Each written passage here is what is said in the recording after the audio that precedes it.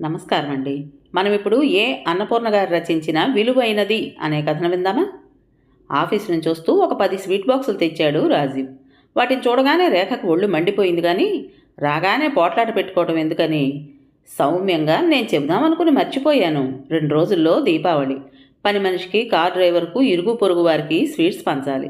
You are very smart అంది రాజీవ్ తెచ్చిన బాక్సులు తీసి బీరువాలో దాచిపెడుతూ. ఎక్స్క్యూజ్ మీ మిస్సెస్ రేఖ, ఇవి పంచడానికి కాదు మనకే అన్నాడు ఒక బాక్స్ ఓపెన్ చేసి తింటూ. టీ తాగుతారా అంది కిచెన్లోకి వెడుతూ. కొత్తగా అడుగుతావేమిటి, తీసుకురా అన్నాడు సోఫాలో కూర్చుని. ఏమీ లేదు, ఆఫీసులో తాగారు కదా అని.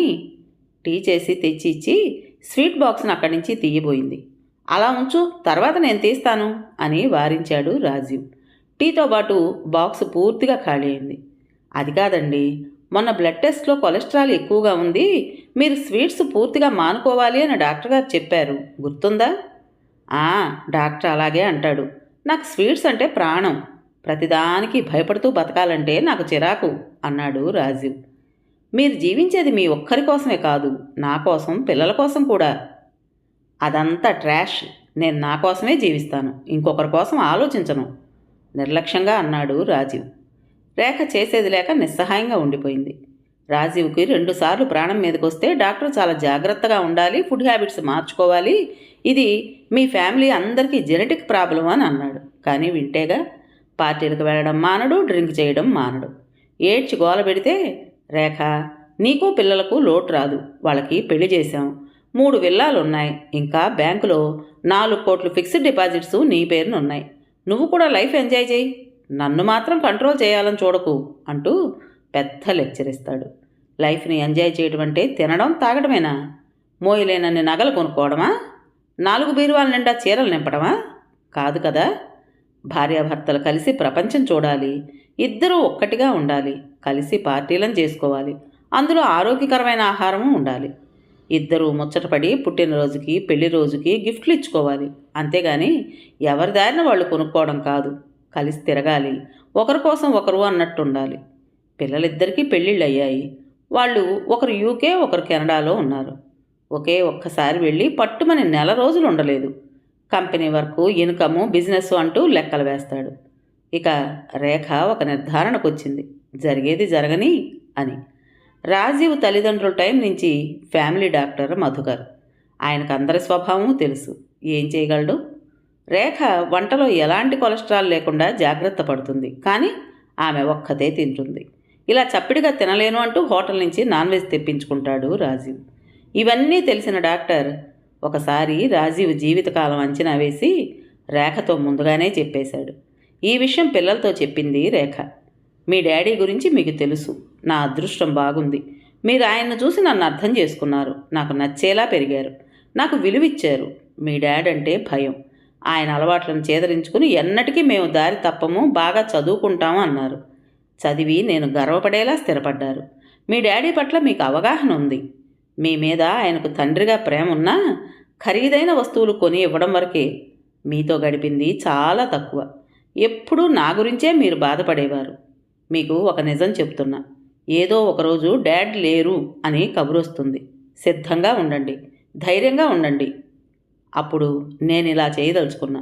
నన్ను శాసించేవాడు మీ డాడీ ఒక్కరే. ఆయనే లేకపోతే మీకు చెప్పాల్సిన బాధ్యత ఉంది. నన్ను నేను నిలవరించుకుంటాను. మీరు కూడా రియాలిటీ తెలుసుకోవాలి. మామ్, అవును, నీకు ఆ అధికారం ఉంది. నీలాంటి మదర్ ఉండడం మా లక్. డాడ్ ప్రవర్తన మమ్మల్ని జాగ్రత్త అని హెచ్చరించింది. మాకు హార్ట్ ప్రాబ్లం జీన్స్లోనే ఉంటుందని తెలిసి జాగ్రత్తలు పాటిస్తూ నువ్వు చెప్పినట్టే నడుచుకున్నావు. నువ్వు మా ఆరోగ్యం కోసం పడే తపన అర్థం చేసుకున్నావు. డాడీని మార్చడానికి నువ్వు నీ కెరియర్నే వదులుకున్నావు.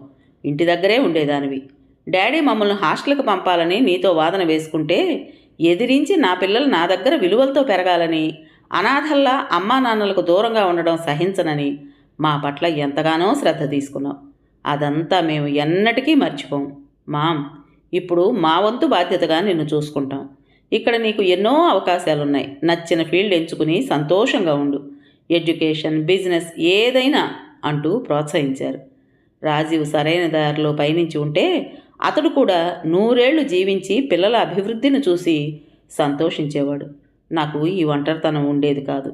భార్యలు సంపాదనే లక్ష్యంగా భర్తను ఒత్తిడి చేయడం కొందరిలో ఉండవచ్చు, కానీ సంపాదన కొంత పరిధిలో ఉంటే కుటుంబం అంతా పరిపూర్ణ జీవితాన్ని అనుభవిస్తారు, లేదంటే అర్ధాంతరంగా వదులుకుంటారు. పిల్లలు స్థిరపడే వరకు డబ్బు అవసరం. ఆ తర్వాత భార్యాభర్తల జీవనానికి ముందు చూపుతో సేవింగ్స్ ఉండాలి. వస్తోంది కదా అని ఖర్చు చేస్తూ ఆడంబరాలకు పోకూడదు. విల్లాలు, లగ్జరీ లైఫు పిల్లలకు సోమర్తనాన్ని పెంచుతాయి. మా డాడ్ ఏది కావాలన్నా కొనిస్తాడు అనే కంటే నేను నా కోసం కష్టపడాలి అని శ్రమించి సాధించుకోవడంలో ఆత్మవిశ్వాసం ఉండాలి అనుకున్నవారు ఒక లక్ష్యం ఏర్పరచుకుంటారు. అందుకు మదర్ సపోర్ట్గా ఉండాలి. ఆ సపోర్ట్ ఇచ్చిన రేఖ పిల్లల్ని తీర్చిదిద్దింది. అప్పటి సంఘటన గుర్తుకొచ్చింది. రేఖ, నేను ఒక ఆలోచన చేశాను. పిల్లలను హాస్టల్కి పంపి నువ్వు నా కంపెనీలో చేరు. నా పేమెంట్లో సగం వస్తుంది. వాళ్ళని హయ్యర్ స్టడీస్కి అమెరికా పంపొచ్చు అన్నాడు ఒకరోజు రాజీవ్. రేఖ ఆ మాటకు అదిరిపడింది. ఇప్పటికే రాజీవ్కి 12K వస్తుంది. నేను కూడా సంపాదించవలసిన అవసరం లేదు. ఖాళీగా ఉంటే పోనీ టైంపాస్కి చేయడం వేరు. పిల్లలను దూరంగా పంపి జాబ్ చేయాల్సిన అగత్యం మాత్రం లేదు. ఇప్పుడు టీనేజ్ పిల్లలను హాస్టల్లో పెడితే చదువు మాట దేవుడెరుగు. తల్లి, తండ్రి, పిల్లల మధ్య అనుబంధాలు చెడిపోతాయి. డబ్బును సంపాదించుకోవచ్చు ఎప్పుడైనా. పిల్లల ప్రేమను పోగొట్టుకుంటే మాత్రం తిరిగి సంపాదించుకోలేం. ఈ విషయం ఆమెకు తెలుసు. నేను ఒప్పుకోను, స్పష్టంగా చెప్పింది రేఖ. ఇంజనీరింగ్, ఎంటెక్, MBA చేసి ఇంట్లో కూర్చుంటావా? ఆ డిగ్రీలు వేస్ట్ చేస్తావా? మరెందుకు చదువుకున్నట్టు హేళన చేశాడు రాజీవ్. ఆ చదువు కోసం 10 ఏళ్ళు మా అమ్మ నన్ను హాస్టల్లో పెట్టింది. ఇష్టం లేకపోయినా అమ్మ నోటికి జడిసి నాన్న అమ్మ మాటను పాటించారు. అలా నేను ఇద్దరి ప్రేమ కోల్పోయాను. ఆ బాధ నాకు మాత్రమే తెలుసు. మీరు ఏమన్నా చెప్పండి, వింటాను. ప్లీజ్ పిల్లలను మాత్రం నాకు దూరం చేయకండి అంది కన్నీటితో. అర్థం లేని సెంటిమెంట్లతో వాళ్ళని పాడు చేస్తున్నావు అని విసుక్కుంటే పిల్లలు కూడా ధైర్యంగా మేము వెళ్ళం, ఇక్కడే ఇంటి దగ్గరే ఉంటాం అని చెప్పి రేఖను అతుక్కుపోయారు. ముగ్గురు ఏకమయ్యేసరికి రాజీవ్ కోపం వచ్చినా ఊరుకున్నాడు. అలా వాళ్ళను కాపాడుతూ వచ్చింది రేఖ. దాని ఫలితమే ఈవేళ వాళ్ళు అమ్మని దగ్గరకు తెచ్చుకున్నారు. జీవితకాలం భద్రంగా చూసుకుంటారు. అవును, వాళ్లకు తెలుసు డాడ్ మా మీద ప్రేమ కంటే డబ్బుకే విలువిచ్చారు. అందుకే ఆయనకు ప్రేమ దక్కలేదు. అందరినీ విడిచి వెళ్ళిపోయారు.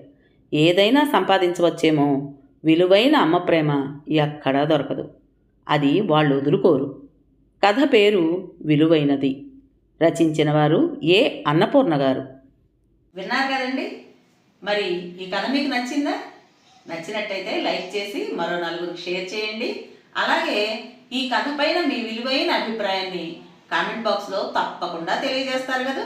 మరి ఇంత మంచి కథను మనకు అందించిన రైటర్ గారికి మనందరి తరపున మనస్ఫూర్తిగా ధన్యవాదాలు తెలుపుకుంటూ, ఇటువంటి మంచి మంచి కథల కోసం కొత్త వాళ్ళు మన ఛానల్ని తప్పకుండా సబ్స్క్రైబ్ చేసుకోండి. రేపు మరో మంచి కథతో మీ ముందుకు వస్తాను. అప్పటి వరకు ఉంటానండి.